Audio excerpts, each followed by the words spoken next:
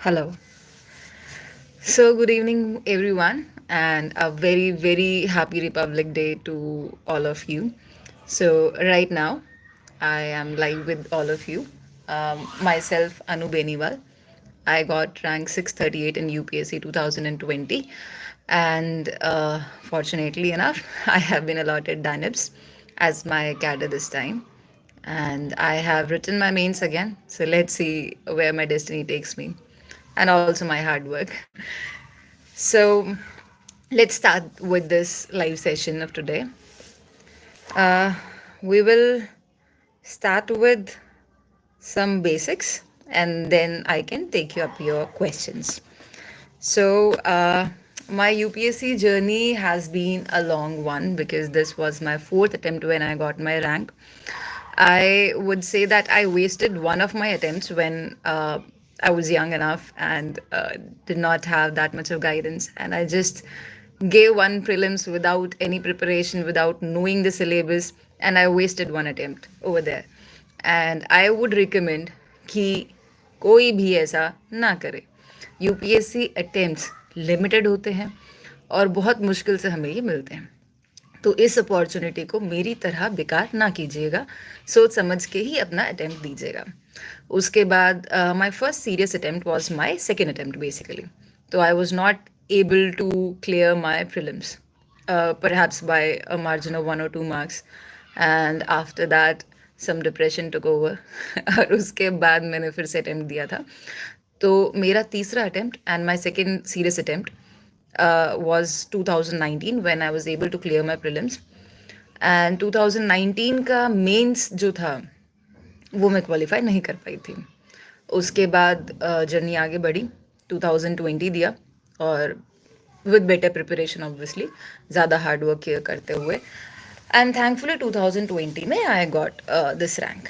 तो right now I have given my attempt again with some molding in my strategy, some changes over here and there, and let's see if I can improve my rank. So this is the basics of my journey.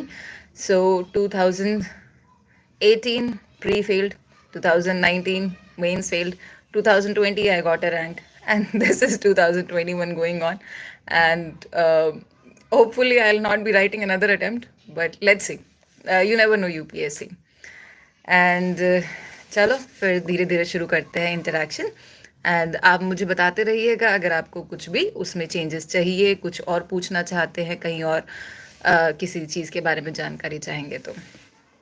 मैं दिल्ली से हूँ. दिल्ली में north west Delhi में एक area है पितमपुरा. उसमें पितमपुरा में भी एक छोटा सा एरिया है पितमपुरा गांव. तो पितमपुरा विलेज से हूँ. And I don't come from a very big community और ऐसा कुछ. एंड जॉइंट फैमिली है मेरी काफ़ी बड़ी. मेरे पेरेंट्स ज़्यादा पढ़े लिखे नहीं हैं. My mother is a school drop out. She completed her 9th standard education. पिताजी ने 12th स्टैंडर्ड क्लियर किया था. उसके बाद he wanted to pursue higher studies obviously, पर due to some economic factors वो नहीं कर पाए थे. उसके बाद मेरा भाई मुझसे 1 साल छोटा है और शायद मुझसे ज़्यादा अव्वल दर्जे का खिलाड़ी है. तो उन्होंने आईआईटी दिल्ली से अपना बीटेक किया. उसके बाद he did his job and other work. तो वो अपनी अच्छी ज़िंदगी व्यतीत कर रहे हैं और मैं उनसे 1 साल बड़ी हूँ. एंड इस जर्नी में अब जाके मुझे सक्सेस मिली है. उसके अलावा एक बड़ी सी जॉइंट फैमिली है.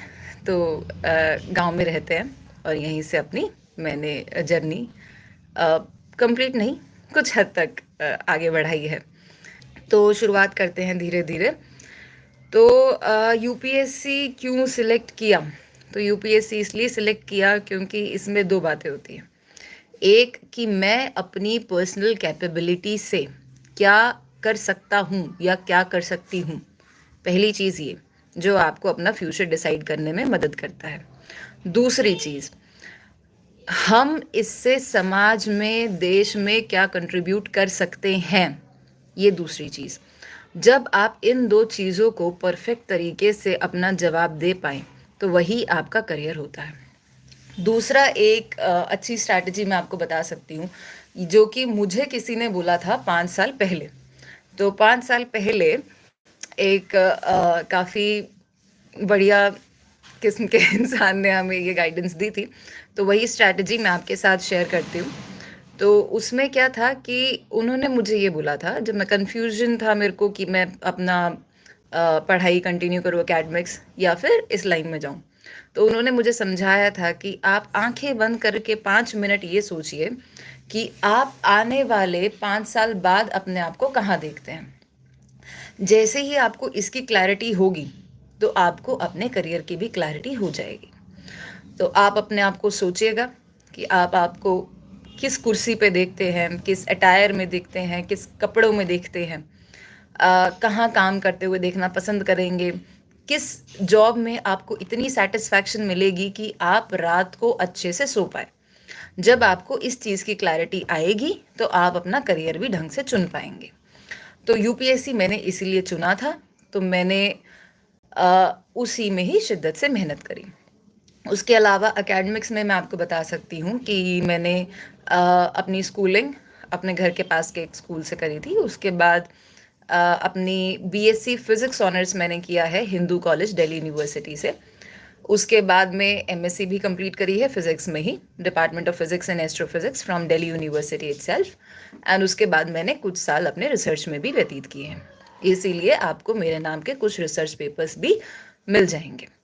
तो नैनो फिज़िक्स में बेसिकली मेरा रिसर्च था और फिर धीरे धीरे मुड़ते हुए हम यहाँ पे आ चुके हैं। तो this is the brief about my academics. उसके बाद अब धीरे धीरे हम क्या करते हैं, हम प्रीलिम्स के बारे में बात करेंगे, फिर मेंस और फिर इंटरव्यू के बारे में। तो प्रीलिम्स की स्ट्रैटेजी जो मेरी है नॉर्मली जो रहती है वो ये है कि आप सबसे पहले जो भी बेसिक बुक्स हैं वो आप कर लेंगे। ठीक है, बेसिक बुक्स में NCERT obviously is a must. ठीक है, आप उसको नहीं नकार सकते हैं। एनसीईआरटी जब आप पढ़ेंगे तो आपके ऊपर एक क्वेश्चन आता है कि एनसीईआरटी पुरानी या नई एनसीईआरटी। तो इसमें मैं आपको बता सकती हूँ कि इतना ज़्यादा फ़र्क नहीं पड़ता है, to be very honest. Okay, तो जो आपको ज़्यादा अच्छी लग रही है और जो आपको लग रहा है कि हाँ इसको मैं बार बार या बाद में भी पढ़ सकता हूँ या पढ़ सकती हूँ, चूज़ दैट बुक। ठीक है, ये हो सकता है आपको बार बार पढ़नी पड़े और इनफैक्ट पढ़नी पड़ेगी। ठीक है, अगर आपको दिमाग में बिठाना है उसे, तो चूज़ दैट बुक। मैंने नई एनसीईआरटी चुनी थी। बहुत सारे मेरे ऐसे फ्रेंड्स हैं, ऐसे नोन्स हैं जिन्होंने पुरानी एनसीईआरटी चुनी है, वो भी इसी जर्नी में सिलेक्ट भी हुए हैं। तो इससे ज़्यादा फ़र्क नहीं पड़ेगा। ठीक है, और पर आपको पढ़नी है एनसीईआरटी, आप नहीं मना कर सकते हैं। तो सबसे बेसिक पहला आपका स्टेप रहेगा एनसीईआरटीज़, ओल्ड या न्यू वो आप अपने हिसाब से सिलेक्ट कर सकते हैं। दूसरी चीज़ अखबार, न्यूज़पेपर। ज़्यादातर लोग आज भी हिंदू प्रेफर करते हैं, कुछ लोग जो है इंडियन एक्सप्रेस पढ़ते हैं, और उसके अलावा कुछ और भी हैं जो दूसरे न्यूज़पेपर पढ़ते हैं। Largely Hindu is a preferred one. ठीक है, मैंने हिंदू पढ़ा है। ठीक है, मुझे हिंदू अच्छा लगता है। कभी कभी मैं इंडियन एक्सप्रेस भी पढ़ती हूँ, पर largely I have been preferring Hindu only. ठीक है, आपको अगर अच्छा लगे तो आप एक्सप्रेस पे भी जा सकते हैं। ओके, उसके अलावा न्यूज़पेपर डेली पढ़ना है कि नहीं? बिल्कुल न्यूज़पेपर डेली पढ़ना है, क्यों नहीं पढ़ना है। और कोशिश कीजिए कि न्यूज़पेपर को आप अपनी डेली स्ट्रैटेजी में ही डालें। ठीक है, उसके लिए एक अलॉटेड समय बनाएं। शुरुआत में क्या होता है, जब न्यूज़पेपर हम पढ़ते हैं ना, तो उसमें मैंने काफ़ी लोगों से ये सुना है कि आ, लोगों को 6 घंटे लग जाते हैं, 5 घंटे लग जाते हैं। It's fine, it takes time. Okay, it takes time. तो initially you might take 6 hours. Okay, आपको 6 घंटे लग सकते हैं, फिर आप 4 घंटे पे आएंगे कुछ दिन के दौरान में ही। ठीक है, फिर धीरे धीरे आप उसको 1 सवा घंटे तक ले आए तो वो अच्छा रहेगा आपके लिए। ठीक है, न्यूज़पेपर में दोनों चीज़ें पढ़नी है। कौन सी दोनों चीज़ें?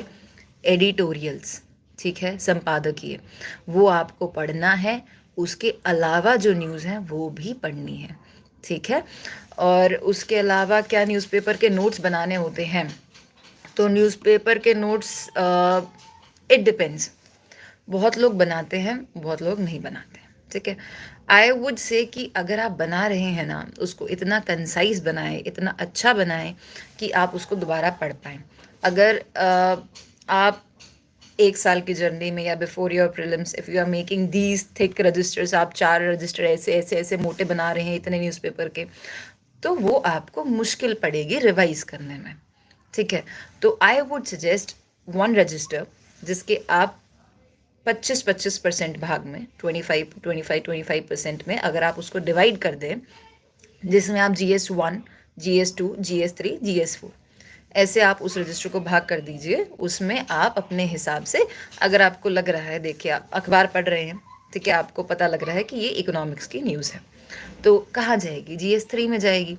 तो आप GS3 का भाग खोलें और वहाँ पे मेंशन करें, और इतना ही मेंशन करें कि ऐसी चीज़ क्या पेपर में पूछी जा सकती है, क्या मैं उसको वहाँ उतार पाऊँगा या पाऊँगी, क्या मैं इसको रिकॉल कर पाऊँगा या कर पाऊँगी, तो वही लिखिए, कम से कम लिखिए।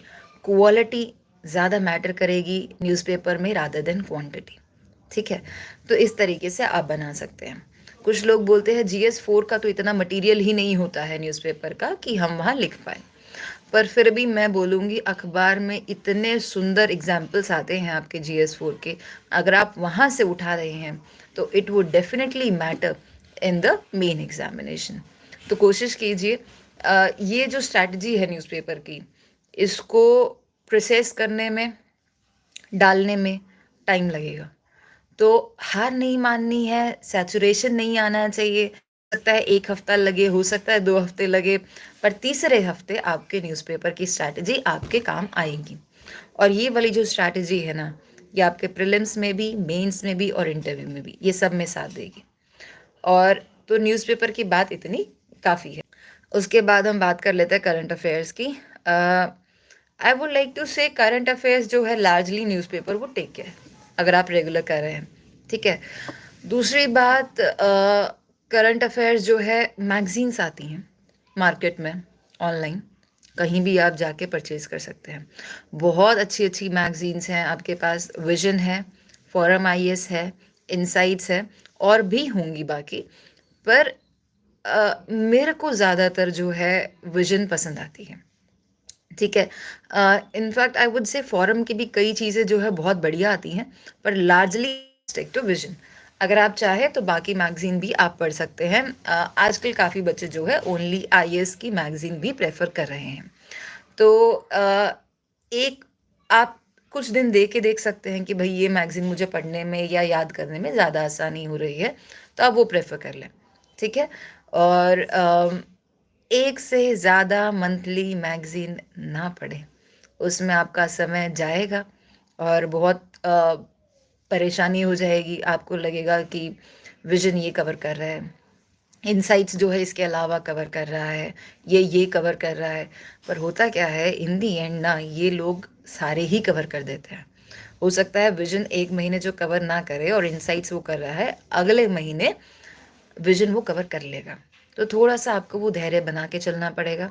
दूसरी चीज़, आप न्यूज़पेपर पढ़ रहे हैं, उसमें भी कवर हो रहा है। हमें यहाँ स्मार्ट वर्क करना है ना? तो ज़्यादा काम करने से नहीं चलेगा। आपको ज़्यादा के साथ-साथ जो है क्वालिटी भी मैटर करेगी। तो इसीलिए I would suggest try sticking to one good magazine, monthly magazine. उसके बाद आता है कि भई प्रीलिम से पहले जो है वो PT 365 आती हैं, जो 1 साल की कंपाइलेशन होती है। काफ़ी लोग वो करते हैं। मैं कोशिश करी है, पर लार्जली मैंने जो है मंथली मैगज़ीन्स की थी। उसके अलावा PT 365 वगैरह जब आती थी ना, तो मैं उसको बस ऐसे देखती थी। तो उसमें ऐसा होता था कि यार ये जो है ना 2-3 चीज़ें, ये नहीं है, ये शायद मेरी मंथली में कवर नहीं हुआ है। तो मैं उसको वहाँ से हटा के और उसको एक पेज पे लिख लेती थी। तो वो मेरा हो जाता था बढ़िया करंट अफेयर्स तैयार, और मैं उसी को ही बार-बार रिवाइज़ करना पसंद करती थी। तो monthly magazine please stick to one, don't go for other magazines, यहाँ भी जा रहे हैं, वहाँ भी जा रहे हैं। हाँ, अगर बहुत ही ज़रूरत पड़ रही है कि भई हाँ, एनवायरनमेंट का जैसे फोरम IAS का अच्छा आ रहा है या ऐसा कुछ है, तो आप वहाँ से ले लीजिए। तो एक तो ये हो गया, न्यूज़पेपर हम कर चुके हैं, करंट अफेयर मैगज़ीन्स हम बात कर चुके हैं। करंट अफेयर्स दोनों आपको करने हैं, मैगज़ीन से भी और वहाँ से भी। एक छोटी सी बात इसमें, 2 छोटी बातें और ऐड करना चाहूँगी। एक तो आपको जो है PIB आई वुड सजेस्ट कि जितना हो सके फॉलो करें, ठीक है। PIB के संक्षिप्त वाले समराइज नोट्स भी आपको मिल जाएंगे मार्केट में या ऑनलाइन भी मिल जाएंगे। और उसके अलावा जो है PIB आपको आप जाके साइट पे भी चेक कर सकते हैं। आई वुड सजेस्ट PIB फॉलो कीजिए, उससे फ़ायदा रहता है। मीडियम इतना मैटर नहीं करेगा क्योंकि UPSC आपको हिंदी और इंग्लिश दोनों अलाउ करता है, पर ऐसा इतने सालों में देखा गया है कि हिंदी मीडियम से टॉपर्स नहीं आ रहे हैं, पर रैंक्स आ रही हैं। पर उसमें ये भी है कि हिंदी माध्यम से अपीयर होने वाले छात्र छात्राएं भी कम हैं, तो थोड़ा सा फ़र्क देखा गया है। पर ऐसा नहीं है कि आपका सिलेक्शन ही रुक जाएगा। तो हिंदी माध्यम से भी IAS बनते हैं, IPS बनते हैं, बाकी सर्विसेज में भी आते हैं। Ma'am please tell me how to improve communication skills like you. बार बार प्रैक्टिस कीजिए बोलने की, हिंदी और इंग्लिश दोनों माध्यम से प्रैक्टिस कीजिए, आपकी कम्युनिकेशन स्किल्स सुधर जाएंगी। Also please try reading newspapers. जो भी आपको लगता है कि एक लैंग्वेज मेरी कमज़ोर है तो उसका आप न्यूज़पेपर पढ़ सकते हैं। दीदी हैंड राइटिंग के लिए, एक ही चीज़ होती है। बचपन में जब छोटे छोटे थे, आप जिस भी स्कूल में गए हैं वहाँ पे क्या होता था, सुलेख, वही है। तो लिखना ही तो था। तो हैंड राइटिंग इम्प्रूव करने के लिए आपको चाहिए एक कलम और एक कागज, बस, और कुछ नहीं है। आप बार बार लिखेंगे, आपको लगेगा कि भाई इस कलम से, इस पेन से मेरी राइटिंग अच्छी लग रही है और मैं जितना प्रैक्टिस कर रही हूँ मेरी राइटिंग सुधर रही है, आपकी सुधर जाएगी। इसमें कोई इतना घबराने वाली बात नहीं है। और हैंड राइटिंग इतना मैटर भी नहीं करती है। आई वुड लाइक टू से कि भाई बहुत ही खूबसूरत हैंड राइटिंग होगी तो ही पहली रैंक आएगी, ऐसा नहीं होता है। टेस्ट सीरीज़ कब ज्वाइन करें, मैं बता देती हूँ इसके बारे में। एक तो प्रीलिम्स की अभी हम बात कर रहे थे ना, तो प्रीलिम्स के लिए हम ये बात कर सकते हैं कि टेस्ट सीरीज़ की बात आती है, कितने टेस्ट लगाने हैं, कितने नहीं लगाने हैं। तो मैंने जो टेस्ट लगाए थे वो ऐसे थे। मैंने विजन के सारे टेस्ट लगाए थे और मैं मार्केट गई थी, मैंने मार्केट से लिए थे और मैंने वो लगाए थे, ठीक है। उसके अलावा तो देयर वर अराउंड 35 टेस्ट के आसपास थे।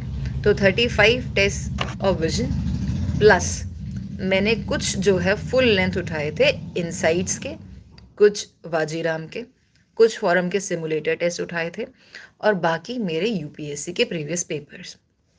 UPSC के previous papers are very very important, उसको आप नहीं छोड़ेंगे। UPSC के प्रीवियस पेपर वो हर एक उसमें है, चाहे प्रीलिम्स है, चाहे मेंस है, चाहे इंटरव्यू है।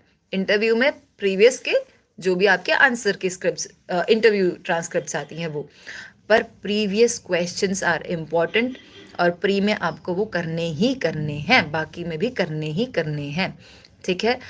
तो तकरीबन मैंने 35 टेस्ट विजन के लगाए थे प्रीलिम्स के लिए, अराउंड 7-8 जो है आपके इनसाइट्स के, अराउंड 7-8 विजन वाजीराम के, देन फॉरम के एंड देन अदर्स, ठीक है। मैंने कुछ इसमें छोड़ा नहीं था। अगर मुझे ओनली IAS का मिल रहा है, मुझे नेक्स्ट IAS के अच्छे मिल रहे हैं, तो मैंने 3-4 वो भी लगाए।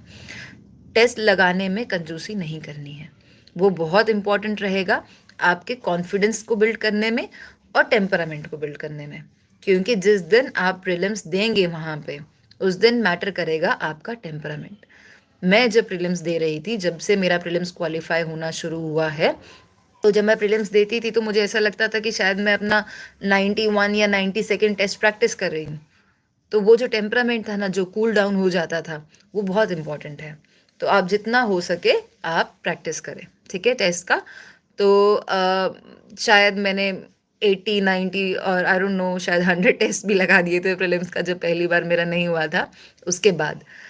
तो जितना आप टेस्ट देंगे उतना कॉन्फिडेंस बिल्ड होगा, उतना आपकी प्रोबेबिलिटी बढ़ेगी। मैथ का कोई बेस्ट ट्रिक है? अच्छा, CSET के बारे में आप पूछना चाह रहे हैं। CSET I would like to say कि 2 चीज़ें आती हैं उसमें। एक आपका मैथमेटिक्स रहता है, एक इंग्लिश रहता है। इंग्लिश जो है वो एनालिटिकल है, ठीक है। वो इंग्लिश ऐसे नहीं है कि आपको ग्रामर पूछी जा रही है। तो उसके लिए आप अगेन आई वुड से कि UPSC के ही पास्ट ईयर आप अगर प्रैक्टिस कर ले तो ज़्यादा अच्छा रहेगा। मैथ्स के लिए मैंने अपनी खुद की छोटी छोटी ट्रिक्स बना रखी हैं, तो मैंने कुछ दिन बैठ के अपने कुछ ट्रिक्स बना ली थी यूट्यूब पे देख के, जैसे कि एवरेज है, एवरेज के ये वाली ट्रिक्स होती हैं, ठीक है। उसके बाद स्पीड के क्वेश्चंस आएंगे तो ये कुछ कुछ मेरे फॉर्मूले होंगे और ये मेरी ट्रिक्स होंगी। उसके बाद अगर कैलेंडर का क्वेश्चन आता है तो ये स्ट्रैटेजी रहेगी। तो ऐसे करके आई वुड से मेरा 25-26 पेजेस के नोट्स हैं। जैसे मैंने स्पीड है, एवरेज है, बोट्स के क्वेश्चंस हो गए, अपस्ट्रीम डाउनस्ट्रीम कंडीशंस, कैलेंडर हो गया, प्रॉफिट लॉस हो गया। तो ऐसे ऐसे आप क्या कर सकते हैं, आप अपना जो पिछले यूपीएससी के पेपर है उसमें से देखें कि वो मैथ्स में क्या क्या पूछ रहे हैं, उसमें से आप आइडेंटिफाई करें कि ये मेन टॉपिक्स रहते हैं मैथ्स के, और उसको आप यूट्यूब वगैरह से प्रिपेयर कर सकते हैं। उसके अलावा बहुत सारे कोचिंग जो हैं अपने ऑनलाइन कोर्सेज भी देते हैं, ठीक है, जहां आपको वो बता देंगे कि मैथ्स के ये इंपॉर्टेंट रहते हैं और ये फॉर्मूले रहते हैं। उसी को फॉर्मूले को बार बार रिवाइज करके और आप जो है यूपीएससी के पास्ट ईयर प्रेफर करें, उनको प्रैक्टिस करें। उसके अलावा कोचिंग के भी सी सेट के आपको प्रैक्टिस टेस्ट मिल जाएंगे आपको मार्केट में, तो आप वो भी ला के उससे प्रैक्टिस कर सकते हैं। तो जितने आप टेस्ट लगाएंगे उतने अच्छे से आपका पेपर क्लियर हो जाएगा। CSAT I would like to say, मैं यहाँ ऐड कर देती हूँ कि वो क्वालिफाइंग पेपर है, तो उसमें आपको 66.66 मार्क्स चाहिए होते हैं, पर उसको हल्के में ना लें, ऐसे हल्के में ना ले। यूपीएससी का जो है बढ़ता जा रहा है, स्तर काफ़ी बढ़ रहा है सी सेट का, तो सी सेट को अच्छे से प्रैक्टिस करके जाए।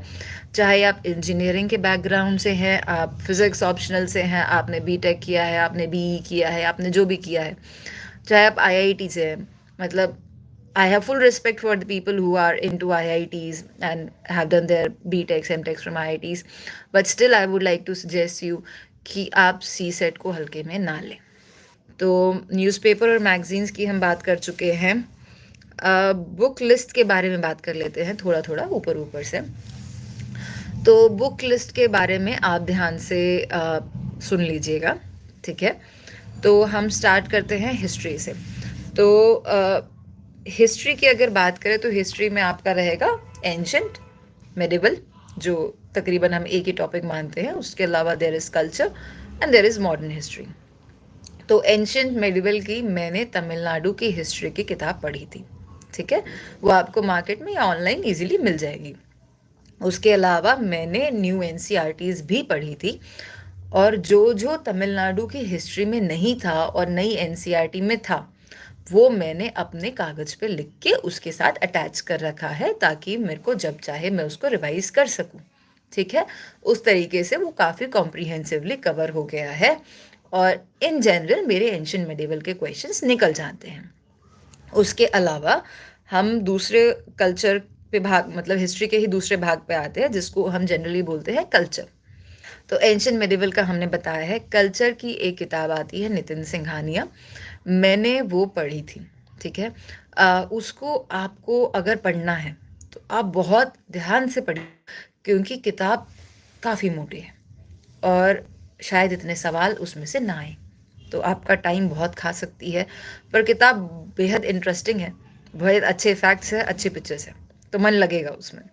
एक और किताब है क्लास 11th की, फाइन आर्ट्स, ठीक है, बहुत ही अच्छी किताब है कल्चर के लिए, उसको ज़रूर पढ़िएगा। एनसीईआरटी है तो वो आई वुड सजेस्ट कि वो तो ज़रूर पढ़िएगा।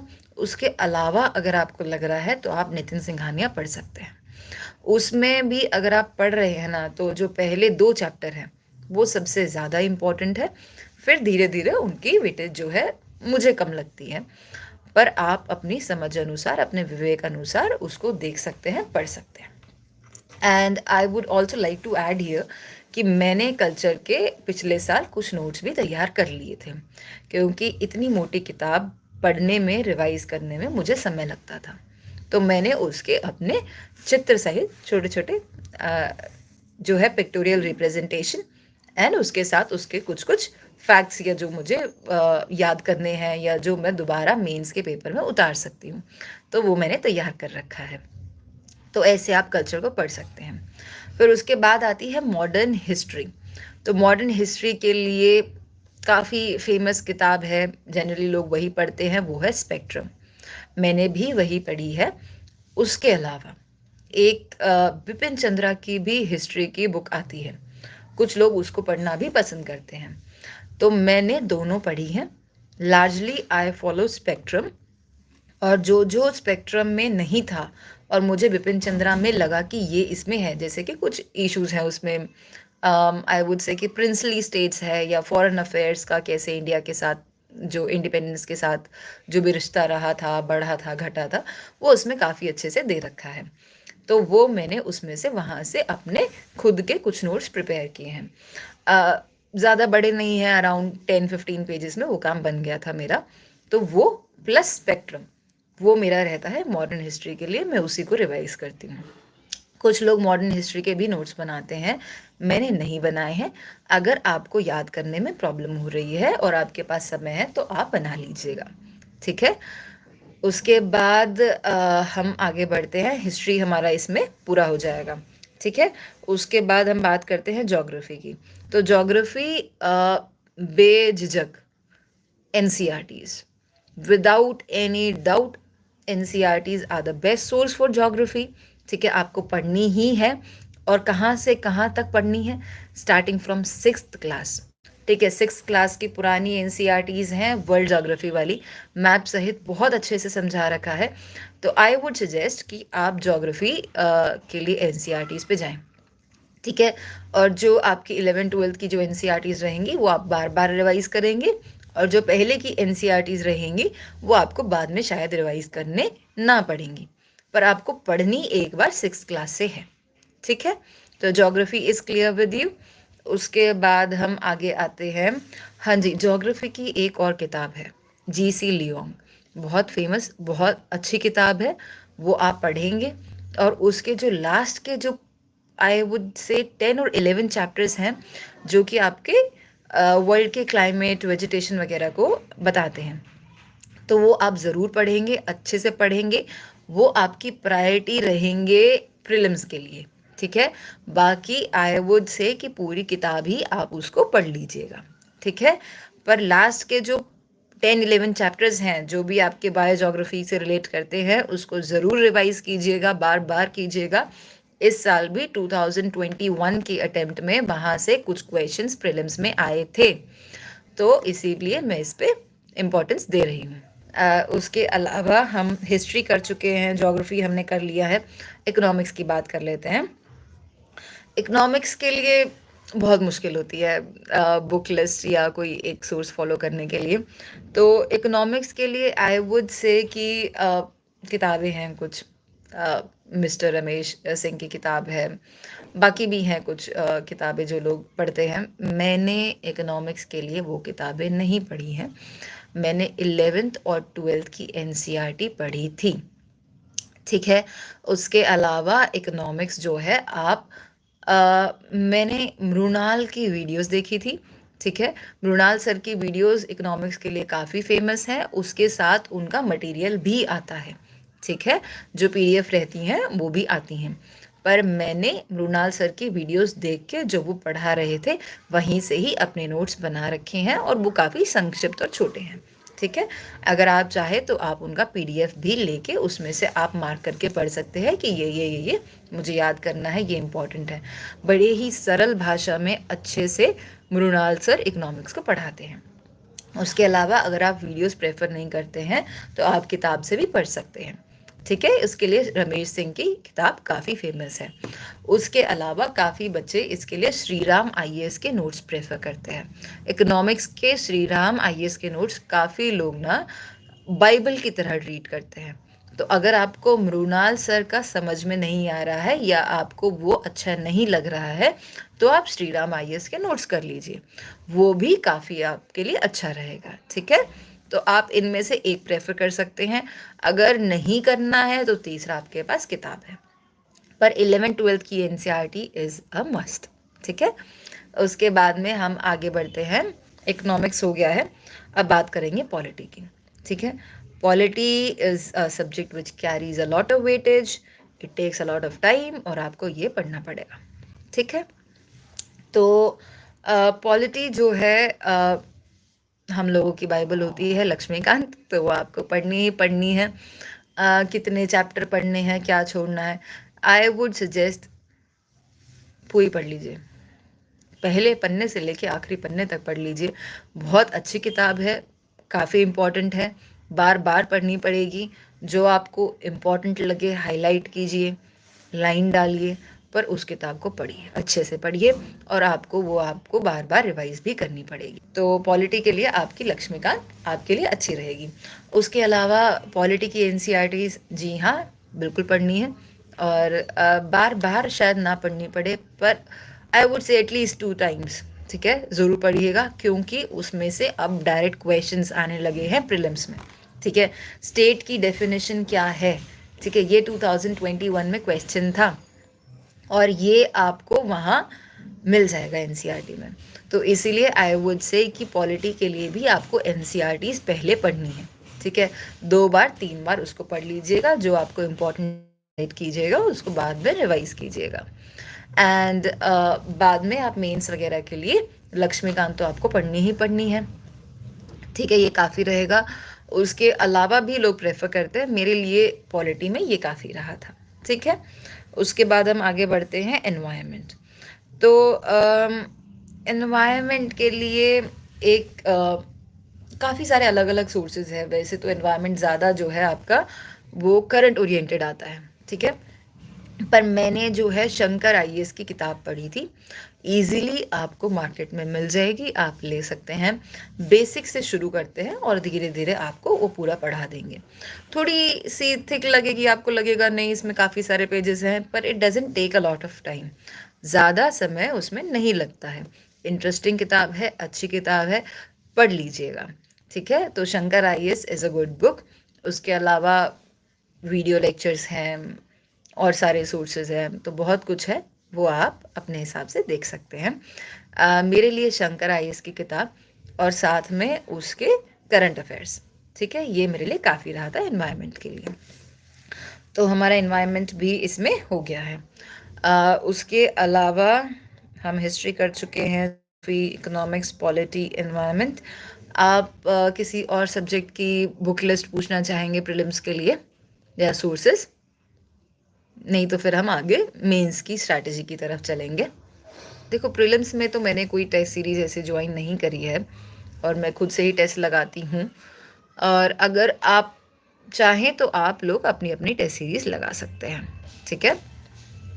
आप किसी कोचिंग की टेस्ट सीरीज़ बिल्कुल लगा सकते हैं, उसमें कोई बुराई नहीं है। इनफैक्ट दैट वुड इंश्योर कि आप रेगुलर वहाँ पे जा रहे हैं या रेगुलर लॉग इन कर रहे हैं, और उससे जो है आपको ये भी पता लगता रहेगा कि आपको कितने मार्क्स आ रहे हैं और कहाँ कहाँ इम्प्रूव करने की ज़रूरत है, ठीक है। मैं टेस्ट सीरीज़ का थोड़ा सा मैं आपको अच्छे से बता देती हूँ।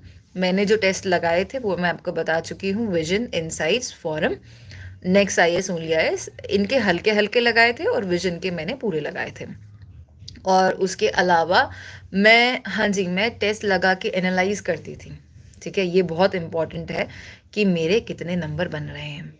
तो हो सकता है शुरू में आपके 30 बन रहे हैं, 40, 60, 70, ऐसे ऐसे, पर देयर वाज दिस टाइम कि जहाँ पे I was easily crossing 100 marks in my test series, ठीक है।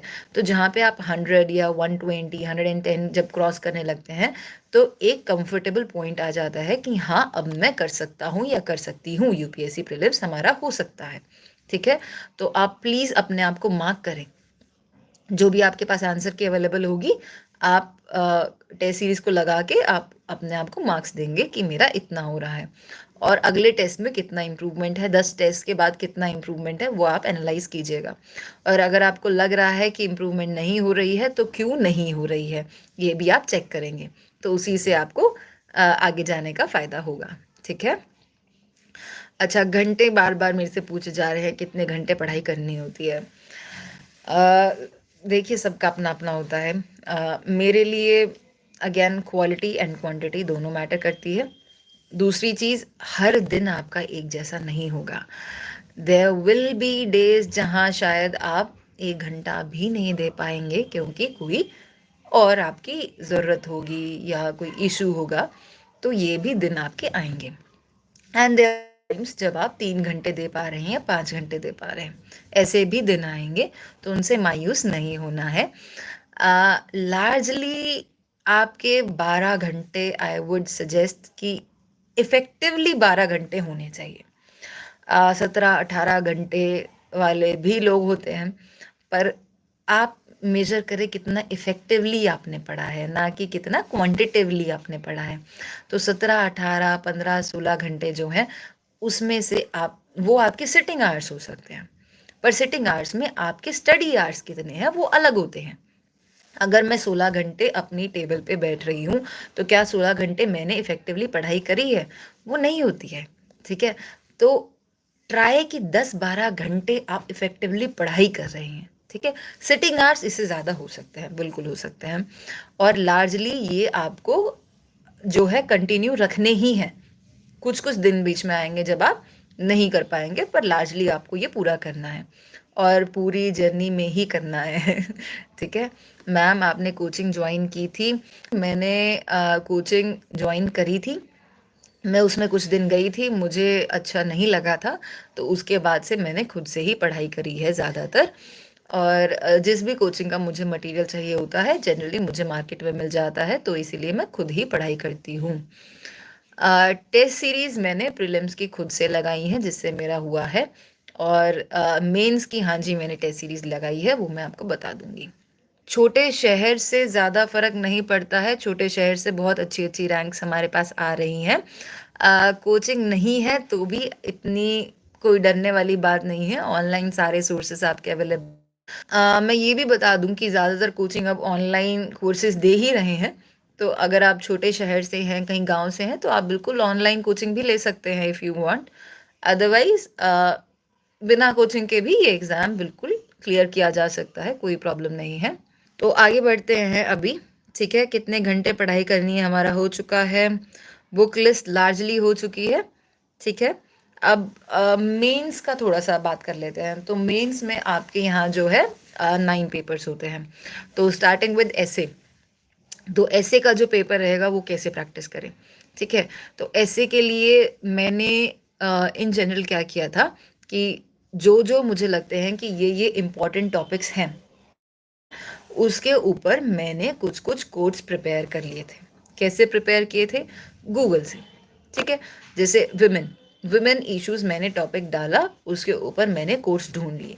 कोड्स कहाँ से ढूंढे हैं आप गूगल कर सकते हैं कि ये बहुत सारे कोड्स आपके पास आ जाएंगे गूगल पे। प्लस अनुदीप दुरिशेट्टी सर, उनके भी ऐसे के नोट्स एंड कोड्स अवेलेबल हैं ऑनलाइन, रैंक 1 थे वो कुछ साल पहले, काफ़ी अच्छे हैं उनके भी। तो मैंने उसमें से भी काफ़ी कोड्स जो हैं ले लिए थे। तो विमेन इश्यूज पे I had around 5-6 very good codes with me. ऐसे ही उसके बाद चिल्ड्रन पे, फिर पॉवर्टी पे, फिर डेमोक्रेसी पे। तो ऐसे करके मैंने बहुत सारे जो है टॉपिक्स बनाए थे, अराउंड 10, 20, 25, जिस पे मैंने अच्छे अच्छे कोट्स या फिर कुछ अपने एनेक्डोट्स या कुछ न्यूज़पेपर से अच्छा हुआ मिलता हुआ मैं उसमें डाल देती थी। तो वो मेरे काफ़ी काम आए थे ऐसे में। उसके अलावा ऐसे के लिए जो सबसे इम्पोर्टेंट है वो है प्रैक्टिस। राइट एसेज, जितना हो सकता है आप लिखें। और क्या लिखना है? फिलोसफिकल लिखना है, मैकेनिकल लिखना है, कैसा लिखना है? सब लिखना है। प्रैक्टिस के लिए आप सब लिखेंगे, जो आपको मिल रहा है लिखें, ठीक है? आप किसी कोचिंग में लिखना चाहते हैं, आपको टेस्ट सीरीज ज्वाइन करके नहीं लिखना चाहते हैं तो आप खुद से लिखें। खुद से लिखने में ये होगा कि आप उसको इवेलुएट करने में मुश्किल होगी कि मैं कहाँ स्टैंड कर रहा हूँ या कर रही हूँ। तो इवेलुएशन के लिए either you can go for a peer group, ठीक है? या ऑनलाइन भी ऐसे चैनल्स चल रहे हैं जहाँ आप अपने ऐसे अपलोड करके चेक करा सकते हैं, या फिर आप किसी कोचिंग में टेस्ट सीरीज ज्वाइन कर सकते हैं, ठीक है? तो ऐसे कि आपको कोड्स आप प्रिपेयर करें, थोड़ा सा कोई एनेक्डोट है या कुछ भी ऐसा टॉपिक वाइज जितना भी हो सकता है, ठीक है? उसके अलावा आप क्या कर सकते हैं, आप उसको जो है लिखें, जितना हो सकता है लिखें। और ऐसे के पेपर में 2 ऐसे आते हैं जिनमें 4-4 आपके पास ऑप्शंस होते हैं, section A and section B. आपको एक एक ऐसे जो है दोनों सेक्शन में से उठा के लिखना है, ठीक है? अब की बार जो है लार्जली ऐसेज हमारे फिलोसफिकल थे, पर वो यूपीएससी का सिलेबस है, यूपीएससी के नास का एनीथिंग। तो उन्होंने ऐसा नहीं बोला था कि हमें आप ये फिलोसफिकल नहीं पूछेंगे, तो वो बिल्कुल पूछ सकते हैं और उन्होंने पूछा। ठीक है, तो इसीलिए आप अपने आप को मेंटली और प्रैक्टिस करके हर टाइप के ऐसे के लिए प्रिपेयर करके जाएंगे। ओके, उसके बाद नेक्स्ट आते हैं आपके जीएस के पेपर्स। जीएस के पेपर्स आपके 4 रहेंगे। जीएस 1, ठीक है, आपको पहले क्या करना है, पहले आप अपना सिलेबस जो है गूगल कीजिएगा। ठीक है, यूपीएससी की साइट पे अवेलेबल है, बाकी भी बहुत सारी साइट्स पे आपको मिल जाएगा। सिलेबस अच्छे से प्रिंट आउट ले लें। ठीक है, प्रिंट आउट लें, उसको पढ़ें, एक एक लाइन, एक एक वर्ड सिलेबस का इम्पोर्टेंट है। मैंने अपने फर्स्ट अटेम्प्ट में अच्छे से नहीं पढ़ा था सिलेबस, उसका खामियाजा मुझे भुगतना पड़ा है। आप वो ना करें। ठीक है, सिलेबस को आपको शब्द बाय शब्द, वर्ड बाय वर्ड आपको पढ़ना है अच्छे से। ठीक है, उसी में से ही सवाल आपके बनेंगे और उसके हिसाब से ही आप प्रिपेयर करेंगे। तो जीएस 1 के लिए आपके पास प्रीलिम्स वाला है ना, बुक लिस्ट है ना, वही है। उसके अलावा कोई खास प्रिपरेशन नहीं होती है। उसके अलावा आपको लगता है जीएस 1 में कि भाई ये वाला नया टॉपिक है, ये शायद मैंने प्रीलिम्स में नहीं किया है, तो आप क्या करेंगे, गूगल इट। ठीक है, या फिर किसी किताब में आपको वो टॉपिक मिल रहा है, उसके नोट्स बना लीजिए। ठीक है, ऐसे करके आपका 1 तैयार होगा। सिमिलरली 2 जो है जीएस 2, वो ज़्यादा आपका जो है पॉलिटी से लिंक्ड है। उसके अलावा उसमें इंटरनेशनल रिलेशंस भी आता है। तो पॉलिटी होगा, आपका गवर्नेंस होगा, जो लार्जली आपका लक्ष्मीकांत से कवर होगा। उसके अलावा जो आपका इंटरनेशनल रिलेशन इसमें ऐड होता है, वो कहाँ से कीजिएगा, उसके लिए एक तो आपको अपने रेगुलर न्यूज़पेपर आपने पढ़े हैं, तो आपको पता है कि भाई इंटरनेशनल रिलेशंस में क्या चल रहा है। उसके अलावा आप क्या कीजिएगा, बहुत अच्छी अच्छी बुक्स अवेलेबल है, बहुत अच्छे अच्छे कोचिंग मटेरियल्स अवेलेबल है मार्केट में। मेरे लिए सिंपली विजन का मटेरियल भी काफ़ी रहता था, पर उसके साथ I had googled my stuff. ठीक है, जैसे इंटरनेशनल रिलेशंस में अगर मैं नेबरहुड की बात करूं, तो मुझे उसमें जो भी कोचिंग के मटेरियल में, जैसे कि एग्जांपल हम लेते हैं इंडिया श्रीलंका इश्यूज़, तो इंडिया श्रीलंका इश्यूज़ में आपने देखा कि विजन के मटेरियल में या इनसाइट्स के मटेरियल में कुछ आपको दिया होगा। ठीक है, आपने वो ले लिया। उसके अलावा हम क्या कर सकते हैं, उसके अलावा हमने जो है न्यूज़पेपर से पढ़े हैं, तो उसमें से भी आपको कुछ याद होगा या आपने लिखा होगा, तो वो आप ऐड कीजिए कि इस साल जो है श्रीलंका के साथ इंडिया के ये संबंध में जो भी हुआ है वो आप लिख सकते हैं। या फिर नहीं, इनफैक्ट ये करना ही है, आप गूगल कीजिए इंडिया श्रीलंका रिलेशंस, आपको कुछ अच्छे पॉइंट्स वहाँ भी मिलेंगे, आप उसमें वो ऐड कर दीजिए। तो ऐसे करके आपके नेबरहुड के, एक्सटेंडेड नेबरहुड के, या फिर उसके बियॉन्ड जो है आईआर आपका कंप्लीट हो जाएगा। ठीक है, उसके अलावा इंटरनेशनल रिलेशंस की किताबें आती हैं, आप पढ़ना चाहे पढ़ सकते हैं, ये मेरा रहा है। ठीक है, तो इसमें मैं अभी भी और बाद में भी ये आपको बता दूंगी कि मेरी जो स्ट्रैटेजी है वो कोई गोल्ड क्लास या डायमंड क्लास स्ट्रैटेजी नहीं है। ठीक है, तो ये एक स्ट्रैटेजी है जो काम करी है, तो आप चाहे तो इस स्ट्रैटेजी को फॉलो कर सकते हैं, आप चाहे तो किसी और टॉपर या किसी अच्छे रैंकर की भी स्ट्रैटेजी फॉलो कर सकते हैं। उसके अलावा अपनी सबकी कुछ स्ट्रेंथ एंड वीकनेसेस होती हैं। ठीक है, तो don't try to copy a strategy, पूरे के पूरा आपने उसी की ही स्ट्रैटेजी उठा ली, ये ना कीजिएगा, क्योंकि सबकी दिमाग की क्षमता, कार्य करने की क्षमता, अपने घर के सर्कमस्टांसेस, अपने इंटरनल और एक्सटर्नल चीज़ें ये अलग होती हैं। तो स्ट्रैटेजी लीजिए, उससे इंस्पायर होइए। ठीक है, पर पूरी की पूरी 100% उसको रिप्लिकेट ना कीजिएगा। ठीक है, जैसे आपको ज़रूरत लगे आप उसमें मॉडिफिकेशन ज़रूर कीजिएगा। ठीक, तो आगे आते हैं हम जीएस 3 पे। तो जीएस 3 का जो पेपर है ना, वो आपका बहुत ज़्यादा करंट ओरिएंटेड आता है। और करंट जो होता है ना यूपीएससी में, वो 1 साल का करंट नहीं होता है, वो पिछले 5 साल का करंट भी हो सकता है और वो उससे पिछला भी हो सकता है। तो आई वुड से 5 साल का करंट भी इसमें काफ़ी नहीं रहता है। तो पर हाँ, पिछले 2 साल वाला जो है वो आपका 90% इम्पॉर्टेंट है, पर 10% जो है वो उससे पिछले साल से भी आ सकता है। तो GS3 में हम इको जो है पहले ही आपको बता चुके हैं, प्रीलिम्स वाला आपका लार्जली कॉपी हो जाएगा। उसके अलावा छोटे छोटे कई चीज़ें वहाँ पे आएंगी, जैसे कि इंटरनल सिक्योरिटी। इंटरनल सिक्योरिटी जो है आप या तो किसी कोचिंग के मटेरियल से ले लीजिए, ठीक है। पर क्या होगा कि आप कोचिंग के मटेरियल से जब इंटरनल सिक्योरिटी लेते हैं ना, तो आपके सिलेबस में कुछ चीज़ें वहाँ से छूट जाती हैं। वो सारा कोई भी ऐसा कोचिंग शायद पूरा उसको होलिस्टिकली जो है ना अच्छे से कंप्लीट नहीं कर पाता है, मतलब ऐसा मुझे लगा है ज़्यादा। तो मैं क्या करती हूँ, तो जितना मुझे कोचिंग के किसी अच्छी मैगजीन में मिलता है इंटरनल सिक्योरिटी का, वो प्लस जो चीज़ें उसमें कवर नहीं हुई हैं मेरे सिलेबस से, वो मैंने गूगल कर लिया, ठीक है। और वहाँ से मैंने उसके बारे में कुछ ना कुछ ज़रूर लिख दिया है, ताकि वो मेरे अगर वहाँ से कोई सवाल आता है तो मैं उसको बना सकूँ। उसके बाद हमारे पास वहाँ पे आता है डिज़ास्टर मैनेजमेंट रहेगा आपका। डिज़ास्टर मैनेजमेंट कहाँ से करना है, बहुत सारी चीज़ें हैं, ठीक है। कोचिंग का मटेरियल आपको मिल जाएगा वगैरह वगैरह, पर उसमें कुछ नेसेसिटी है। क्या है वो? है आपके NDMA की गाइडलाइंस, ठीक है। उसके अलावा गवर्नमेंट ने कुछ नई स्कीम्स या उसके ऊपर कुछ चीज़ें उठाई हैं, तो वो आपको पढ़ना है। डिज़ास्टर मैनेजमेंट आप एक बार गवर्नमेंट की वेबसाइट से ज़रूर चेक कर लेंगे, ठीक है। काफ़ी अच्छा आपको मिल जाएगा। और लार्जली जो डिज़ास्टर के क्वेश्चंस रहे हैं ना कुछ सालों में, वो करंट ओरिएंटेड ही रहे हैं। जैसे कि इस साल शायद सभी को पता था कि लैंडस्लाइड के ऊपर तो पूछेगा ही पूछेगा। क्यों? क्योंकि लैंडस्लाइड पूरे साल होते रहे थे, वो न्यूज़ में थे, तो वो पेपर में भी पूछे जाएंगे, ठीक है। तो आपको डिज़ास्टर मैनेजमेंट प्रिपेयर करना है किसी भी मटेरियल से, plus you have to go and check your government websites like NDMA की गाइडलाइंस, ओके। तो उसके बेसिस पे आप इसको तैयार कीजिएगा। उसके अलावा भी टॉपिक्स होंगे, जैसे कि साइंस होगा, तो साइंस का आई वुड से कि go for googling and find out your stuff, ठीक है।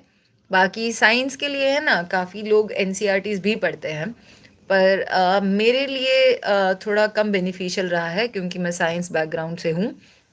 तो साइंस एंड टेक्नोलॉजी जो है मैंने NCERTs पे फोकस नहीं किया है। तो आप जो है अगर आप नॉन साइंस बैकग्राउंड से हैं तो you can give a reading to NCERTs। इसके अलावा आप कोचिंग का मटेरियल ले सकते हैं जो आपको अच्छा लग रहा है, या फिर बेस्ट तो आपका यही रहेगा कि आप जो है साइंस की जो भी टॉपिक्स वहाँ दिए हैं ना, वो एक बार गूगल ज़रूर कर लीजिएगा, काफ़ी आपको फ़ायदा हो जाएगा उससे। सर एग्रीकल्चर मैंने लार्जली अपने ऑप्शनल से प्रिपेयर किया था, पर एग्रीकल्चर का जो भी आपको वहाँ दिया हुआ है ना टॉपिक के हिसाब से, आपको वहीं से वही प्रिपेयर करना है। एग्रीकल्चर आपका 90% आपकी NCERT में है, ठीक है। उसके अलावा जस्ट आपको उसमें करंट अफेयर्स डालने हैं, कि जैसे कि एग्रीकल्चर की क्या क्या स्कीम्स रही हैं, उसके इंश्योरेंस के रिगार्डिंग, उसके इरिगेशन के रिगार्डिंग अब गवर्नमेंट ने कुछ दिया है, या फिर कितना मेकेनाइजेशन हो रहा है, एग्रो फॉरेस्ट्री रिलेटेड क्या दिया है गवर्नमेंट ने। तो आपका NCERT plus current affairs would be sufficient for agriculture. उसके अलावा हम जो है GS4 पे आ जाते हैं। तो GS4 जो है ना, काफ़ी डायनामिक सब्जेक्ट है, काफ़ी स्कोरिंग है, उठा भी सकता है गिरा भी सकता है, ठीक है, कहीं भी लेके जा सकता है। तो उसको बहुत अच्छे से प्रिपेयर कीजिएगा, ठीक है। एथिक्स नाम है इस सब्जेक्ट का। तो GS4 के सब्जेक्ट को सबसे पहले आप सिलेबस को वर्ड बाय वर्ड पढ़ेंगे, कोशिश कीजिए याद ही कर लीजिए सिलेबस को, ठीक है। 5-6 चैप्टर्स उसके यहाँ रहते हैं आपके सिलेबस में, उसको बहुत अच्छे से पढ़िएगा, ठीक है। उसके अलावा बहुत सारे सोर्सेज रहेंगे। मैंने जो है वीडियोस लेक्चर्स लिए थे इसके, और वो मुझे इजीली अपने एक फ्रेंड के थ्रू मिल गए थे, तो मैंने उसके वीडियो लेक्चर्स एक कोचिंग के ले लिए थे, उससे मैंने अपने नोट्स प्रिपेयर किए थे, ठीक है। वो हो गई थी मेरी बेसिक अंडरस्टैंडिंग। उसके अलावा भी मैंने इम्प्रूव किया है। तो लार्जली 2019 में बस मैं वही करके गई थी, पर मुझे लगा कि वो सफिशिएंट नहीं है। तो फिर उसके बाद मैंने सिलेबस में जो जो चीज़ें मेरे पास नहीं थी, वो मैंने अब की बार अच्छे से प्रिपेयर करी, ठीक है। वो कहाँ से करी है? मैंने अब की बार एक तो ओनली IAS का हैंड आउट यूज़ किया था एथिक्स का। उसके अलावा मैंने जब मुझे ज़रूरत पड़ी मैंने गूगल किया, ठीक है। उसके अलावा जब मुझे जहाँ की ज़रूरत पड़ी वो मैंने लार्जली न्यूज़पेपर या करंट अफेयर से ही उठाए थे, ठीक है। उसके अलावा आई वुड सजेस्ट कि टेस्ट सीरीज़, हाँ, जितने भी आपके जीएस के चारों ये सब्जेक्ट्स हैं और ऐसे हैं, इसका प्रैक्टिस करना बहुत ज़रूरी है, ठीक है। जब तक लिखेंगे नहीं ना, तब तक पेपर लिखने में भी मज़ा नहीं आएगा, ना स्कोर आएगा, ना आपका पेपर कंप्लीट हो पाएगा। तो उसके लिए you have to write your papers, पहले ही अच्छे से प्रैक्टिस करनी है। तो प्रैक्टिस कैसे करेंगे? प्रैक्टिस जो है आप कोशिश ये कीजिएगा कि आप अपने जीएस पेपर्स या ऐसे जो है प्रीवियस ईयर ही प्रैक्टिस करें पहले, ठीक है। जितना हो सकता है प्रीवियस ईयर्स आप लगा लें, ठीक है। जैसे कि GS1 में वी हैव सोसाइटी, ठीक। सोसाइटी के जितने भी आपके प्रीवियस ईयर क्वेश्चंस हैं आप उसको लगा के देख लीजिए कि हम कहाँ स्टैंड कर रहे हैं, ठीक है। उसके अलावा फिर आप क्या कर सकते हैं कि आप फुल लेंथ लगाएं, ठीक है। वो भी आप प्रीवियस ईयर को लगाना ही अच्छा रहेगा। फिर उसके बाद होने के बाद आप किसी कोचिंग के भी जो है टेस्ट सीरीज लगा सकते हैं, ठीक है। तो कोचिंग की टेस्ट सीरीज या तो आप मार्केट से उठा लें, ठीक है, आपको इजीली वहाँ से मिल जाएगी। उसके अलावा if you want to join a test series, please do, ठीक है। आई वुड नॉट से अ नो हियर, ठीक है। जीएस के लिए अगर आप लगाना चाह रहे हैं टेस्ट सीरीज, आप किसी भी कोचिंग की लगा सकते हैं। विजन है, इनसाइट्स है, फॉरम बहुत अच्छा है, शंकर इज़ वेरी गुड। तो there are number of coaching centres available जो आपको अच्छे से टेस्ट सीरीज अवेलेबल कराते हैं, चेक करते हैं, आपको मार्किंग देते हैं। तो इसीलिए आप जो है टेस्ट सीरीज कोचिंग में भी ज्वाइन कर सकते हैं या फिर आप खुद से भी प्रैक्टिस कर सकते हैं। But please please try to evaluate them, खुद से कीजिए, पीयर ग्रुप से कराइए, ठीक है, किसी और टीचर से कराइए, पर इवेलुएशन ज़रूरी रहेगा यहाँ पे, ठीक है। Specially in your initial journey, शायद लेटर जर्नी में आपको इसकी आवश्यकता थोड़ी सी कम पड़े। उसके अलावा आप जो है ऑप्शनल की बात कर लेते हैं हम। तो ऑप्शनल जो रहेगा, मेरा ऑप्शनल ज्योग्राफी था, ठीक। तो काफ़ी लोग बोलते हैं कि ज्योग्राफी में मार्क्स नहीं आते हैं। तो इन जनरल लास्ट कुछ सालों से ज्योग्राफी में कम मार्क्स आए हैं। तो ये एक जनरल ट्रेंड देखने को मिला है और एक तरीके से ठीक भी था क्योंकि बहुत ज़्यादा एस्पिरेंट्स हैं जो कि ज्योग्राफी को लेते हैं। तो शायद इसीलिए हमें जो है ज्योग्राफी में इतने अच्छे मार्क्स नहीं मिलते हैं। तो ये फैक्टर हो सकता है, या दूसरा फैक्टर ये है कि शायद हम ज्योग्राफी वाले इतना अच्छा नहीं लिख के आ रहे हैं। तो जो भी है, एक थोड़ा रहा है कि ऑप्शनल में ज्योग्राफी में कुछ लास्ट ईयर्स में कम मार्क्स आए हैं। तो उसके लिए आप क्या कर सकते हैं? मेरे लिए ज्योग्राफी जो है ऐसा बोल सकते हैं कि मेरा इंटरेस्ट बहुत ज़्यादा है, ठीक है। तो इसीलिए मैंने ज्योग्राफी लिया है और मैं अभी तक उसको कंटिन्यू कर रही हूँ। 2019 में मेरे को मार्क्स काफ़ी कम मिले थे ज्योग्राफी में। इनफैक्ट आई वुड से कि शायद मैं उसी की वजह से आउट थी ऑप्शनल में, मेंस में, क्योंकि आई स्कोर्ड अराउंड 211 और 212 मार्क्स इन ज्योग्राफी 2019 मेंस, जबकि मेरे बाकी जो जीएस का स्कोर था वो 400 इजीली क्रॉस कर चुका था। तो काफ़ी कम स्कोर था, ठीक है। उसके बाद भी मैंने ज्योग्राफी कंटिन्यू किया with some changes in my strategy. तो चेंजेस इन माय स्ट्रैटेजी क्या था जी? मैंने किताबें पढ़ी, ठीक है। तो मैंने जितना हो सकता था ज्योग्राफी की ऑप्शनल की किताबें पढ़ी थी, उसमें जहाँ मुझे ज़रूरत लगी मैंने नोट्स बनाए हैं। उसके अलावा अगर मुझे लगा कि भाई हाँ इस कोचिंग का ये वाली चीज़ बेहतर है, तो मैंने वहाँ भी मार्केट से वो चीज़ उठाई थी। तो इस तरीके से मैंने अच्छा सा अपना ऑप्शनल का मटेरियल प्रिपेयर किया, उसको रिवाइज़ किया था और उसके हिसाब से मैंने पेपर लिखा। इनफैक्ट 2020 में ज़्यादा रिवीजन या ज़्यादा टेस्ट सीरीज़ के मुझे मौका नहीं मिला था क्योंकि मेरे कुछ पर्सनल प्रॉब्लम्स थी घर पे, ठीक है। तो मेरा स्कोर ऑप्शनल में इस स्ट्रैटेजी से बढ़ा है। कितना बढ़ा है? I score 248 marks with 138 in my paper 2। तो ऐसे आप अपने ऑप्शनल में नंबर बढ़ा सकते हैं। बाकी ऑप्शनल के बारे में मैं ज़्यादा जानकारी नहीं दे पाऊँगी क्योंकि वो मैंने नहीं पढ़े हैं, ठीक है। पर कैसे चूज़ करना है ये मैं आपको बता सकती हूँ। Try choosing an optional which gives you very good marks, ठीक है, क्योंकि देखो अंत में आपको रैंक चाहिए, ठीक है ना? तो रैंक चाहिए तो ऑप्शनल ऐसा चूज़ करें जिसमें नंबर आ रहे हैं, ठीक है? तो कई बार ऐसा होगा कि भाई मुझे इसमें इंटरेस्ट नहीं है, तो क्या मैं इस ऑप्शनल को चूज़ करूँ? देखिए 2 बातें रहेंगी। पहले ऑप्शनल में ये आपको देखना है कि किस में नंबर आ रहे हैं। दूसरा आपका इंटरेस्ट, इंटरेस्ट कितना आप सैक्रिफाइस कर सकते हो या कितना आप डेवलप कर सकते हो। जैसे कि कुछ सब्जेक्ट्स हैं पीएसआईआर और एंथ्रोपोलॉजी।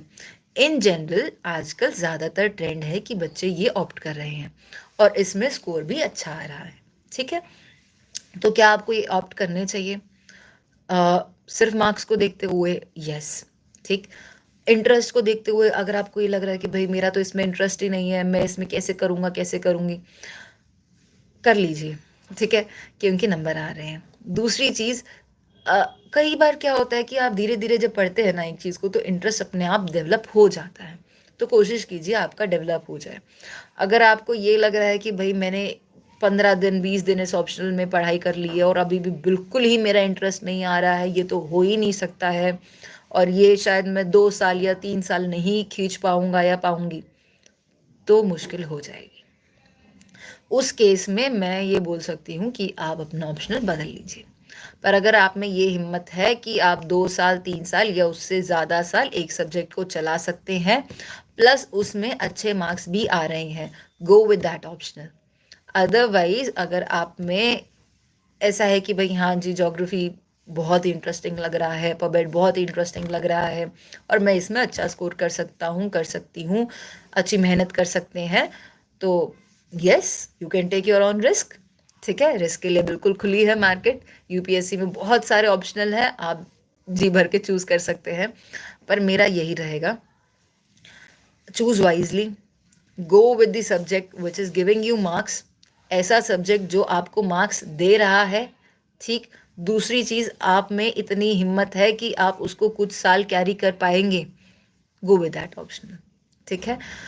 उसके अलावा ऑप्शनल के लिए काफ़ी रहेगा एंड ऑप्शनल के लिए आपको पिछले साल के टेस्ट लगाने हैं, सॉल्व करने हैं, अच्छी सी टेस्ट सीरीज़ लगानी है। मैम ज्योग्राफी ऑप्शनल के लिए क्या बिना कोचिंग की तैयारी की जा सकती है? बिल्कुल की जा सकती है, मैंने की है, ठीक है।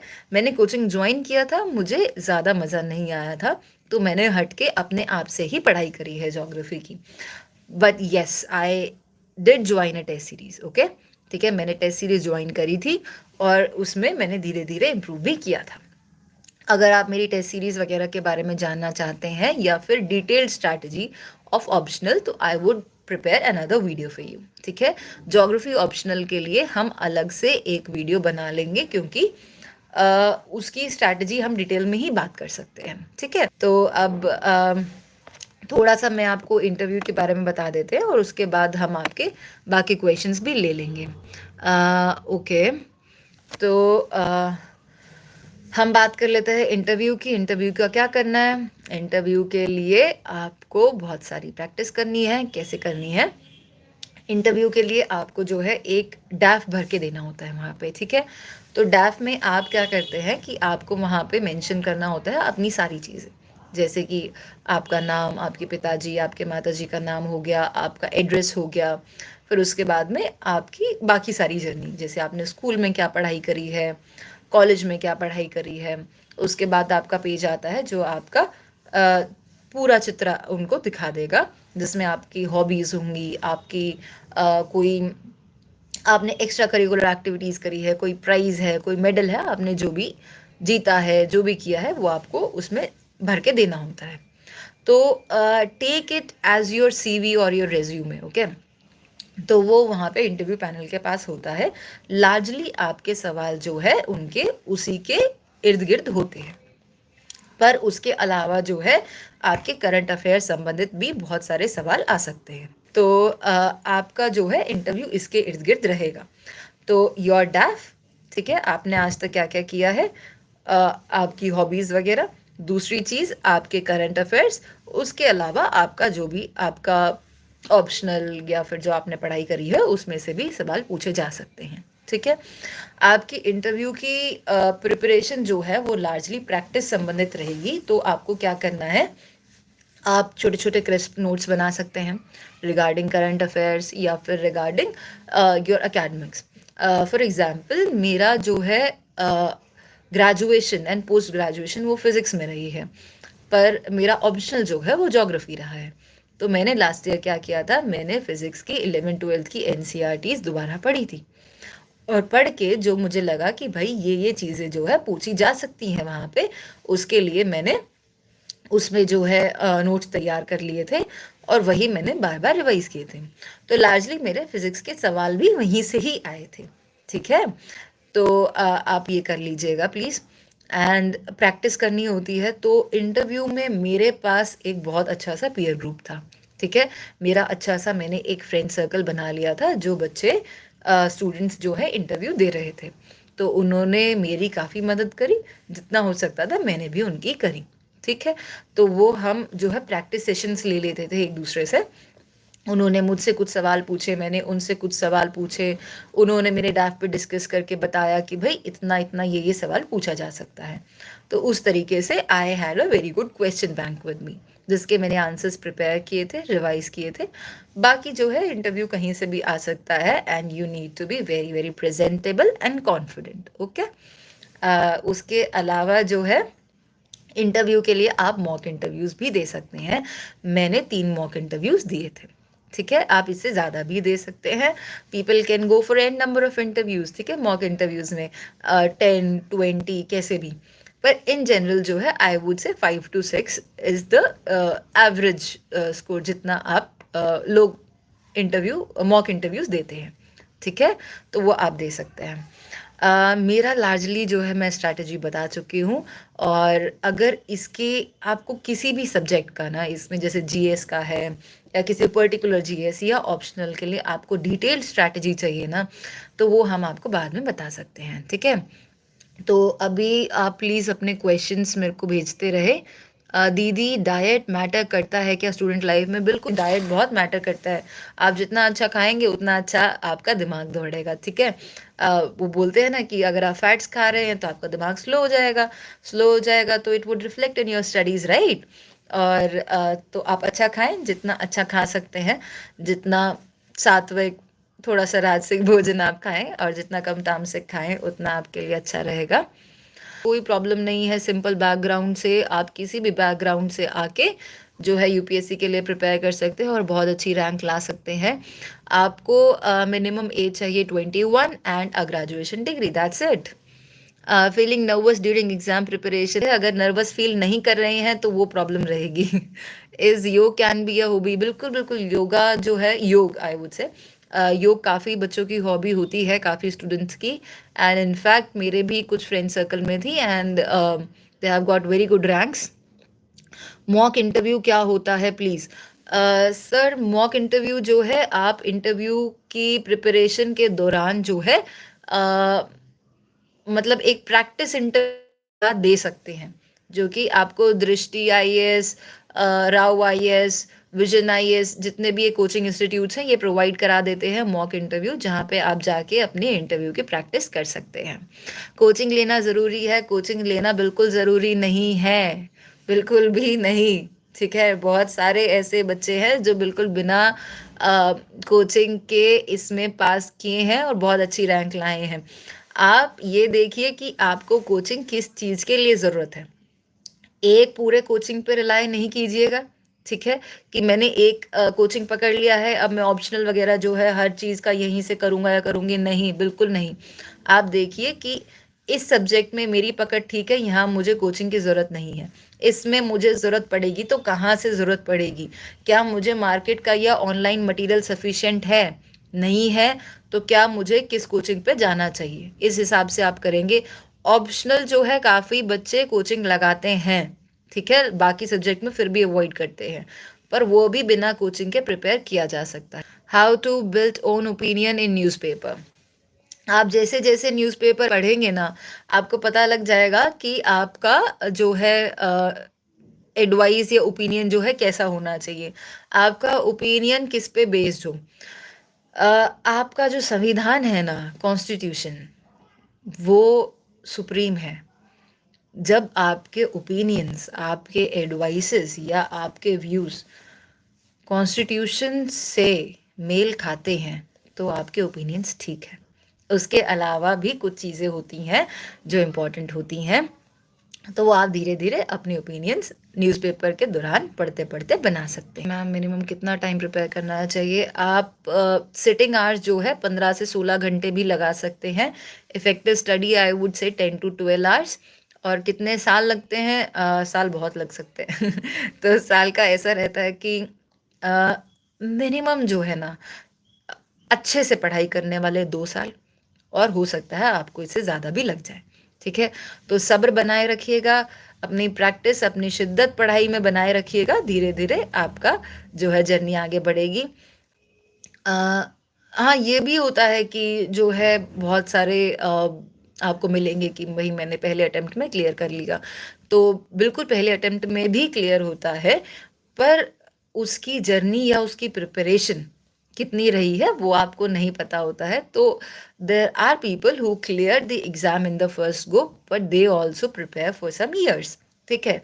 हो सकता है 2 साल, 3 साल या उससे ज़्यादा से पहले से वो प्रिपेयर करते हैं, उसके बाद वो पहला जो है अटेम्प्ट देते हैं। पर मैं इसमें ये भी कहना चाहूँगी कि ऐसा भी हो सकता है कि कोई बहुत ही होनहार बच्चा हो और जिसने 1 डेढ़ साल में ही प्रिपेयर करके पहले अटेम्प्ट में निकाल दिया हो। पर ऐसा होना और ऐसा असलियत में होना बहुत मुश्किल रहेगा, ठीक है? पर हाँ, बिल्कुल ऐसे होनहार बच्चे भी हो सकते हैं। आप कॉलेज के साथ जो है अपनी एनसीईआरटीज़ एंड न्यूज़पेपर आप शुरू कर सकते हैं। धीरे-धीरे जो है आप उसमें बढ़त पा सकते हैं। पर पहले स्टेप्स होते हैं ना, आप सीढ़ियाँ चढ़ते हैं ना, तो पहला स्टेप क्या होता है? पहला स्टेप आपका है न्यूज़पेपर एंड एनसीईआरटीज़। आप धीरे-धीरे आगे बढ़ेंगे। मैम नोट्स कहाँ से मिलेंगे? ज़्यादातर नोट्स जो है खुद से प्रिपेयर कीजिएगा। अगर आपको प्रॉब्लम हो रही है तो आप किसी टॉपर के भी वीडियोज़ या फिर नोट्स ले सकते हैं। योर पर्सनैलिटी टेस्ट मार्क्स, मेरे पर्सनैलिटी टेस्ट में 170 स्कोर रहा था विद चौबे सर बोर्ड।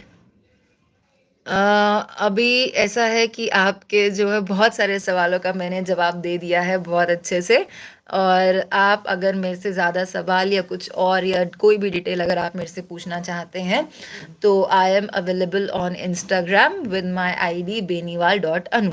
ठीक है?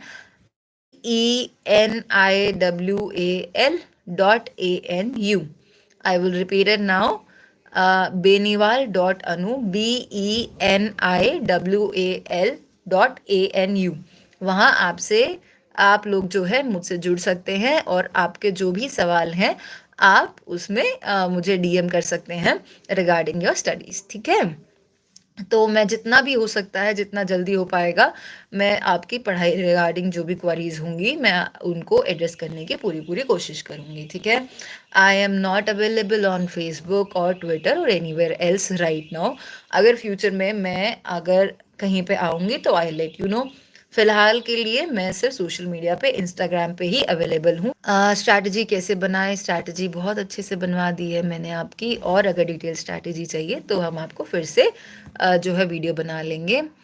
जॉब के साथ तैयारी, हाँ जी, बिल्कुल, बिल्कुल, बहुत सारे लोग जो हैं जॉब के साथ तैयारी करते हैं और बहुत अच्छी रैंक लेके आते हैं। पर उसमें ये होगा कि मेक श्योर कि आपकी जॉब जो है ना, वो आपको मेंस से पहले एटलीस्ट जो है कुछ आपको ब्रेक दे दे, जहाँ पे आप अपनी प्रैक्टिस कर सके, ठीक है ना? राइटिंग प्रैक्टिस वगैरह आप अच्छे से पढ़ सकते हैं। हिंदू न्यूज़पेपर पढ़ती थी, पर आप जो है बाकी भी फॉलो कर सकते हैं। बहुत सारे एस्पिरेंट्स जो हैं इंडियन एक्सप्रेस भी पढ़ते हैं। मैम ज्योग्राफी में मार्क्स क्यों नहीं आ रहे हैं? I don't know.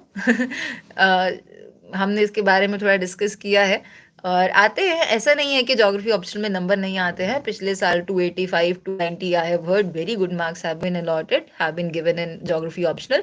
तो मार्क्स बढ़ रहे हैं धीरे धीरे, ऐसा नहीं है, अच्छे बढ़ रहे हैं। इंग्लिश मीडियम से एनसीईआरटी समझ नहीं आ रही है। इंग्लिश मीडियम से एनसीईआरटी कैसे नहीं समझ आ रही है? क्योंकि वो बहुत बेसिक लैंग्वेज में होती है, बहुत ही ज़्यादा प्रॉब्लम है। तो आप क्या कर सकते हैं, आप हिंदी और इंग्लिश एनसीईआरटी दोनों परचेज कर लीजिए या डाउनलोड कर लीजिए। जहाँ आपको जिस पैराग्राफ में प्रॉब्लम हो रही है आप उसका हिंदी वर्जन देख लो, तो आपको थोड़ा आइडिया हो जाएगा कि क्या प्रॉब्लम है, आपको कौन सा शब्द या कौन सी लाइन समझ नहीं आ रही है। Ma'am which service you are in? Sir or ma'am, I have been allotted DANIPS in 2020 UPSC exam, तो वही है अभी फ़िलहाल। ठीक है, तो आपके बहुत सारे सवाल हैं यहाँ पे और मैंने ज़्यादातर जो है आपके सवालों का आंसर कर दिया है। अगर आपके पास कोई और सवाल है तो हम उसको अगले वीडियो में ले लेंगे। आप जो है कमेंट सेक्शन में अपने सवाल पोस्ट कर सकते हैं, और अदरवाइज़ आपको जो है कुछ भी डिटेल स्ट्रैटेजी या और कुछ चाहिए तो मैं इंस्टाग्राम पे अवेलेबल हूँ with the name, with the ID beniwal.anu, BENIWAL.ANU. So thank you so much. It was very, very nice meeting you all and having a very, very lively conversation with you. बहुत अच्छा लगा। In fact this was my first live session and कितने अच्छे से आप लोगों ने मेरे साथ कोऑपरेट किया है। Thank you so much and wishing you a very very happy Republic Day once again. ठीक है, तो अपना अपना ध्यान रखिएगा, कोविड प्रोटोकॉल को मानते रहिएगा, मास्क लगाइएगा, अपनी हेल्थ का ध्यान रखिएगा, अच्छा खाइए, अच्छा पीजिए और खूब सारी पढ़ाई कीजिए। ठीक है, जो भी आपकी एज है, जेंडर है, एरिया है, सब बच्चे बच्चे बूढ़े बुजुर्ग जवान सब खूब सारी पढ़ाई कीजिए। ठीक है, पढ़ाई आपके साथ रहेगी, तो खूब सारी पढ़ाई कीजिएगा, लाइफ में आगे बढ़ो। ठीक है, और बाकी हम धीरे धीरे जो है आगे भी सेशन लेंगे जब भी ज़रूरत पड़ेगी, with some personal motivation sessions, या फिर जो मेरी पर्सनल स्टोरीज में रही है वो भी मैं आपसे बाद में शेयर कर लूँगी। ठीक है, तो it was very very nice interacting with you all.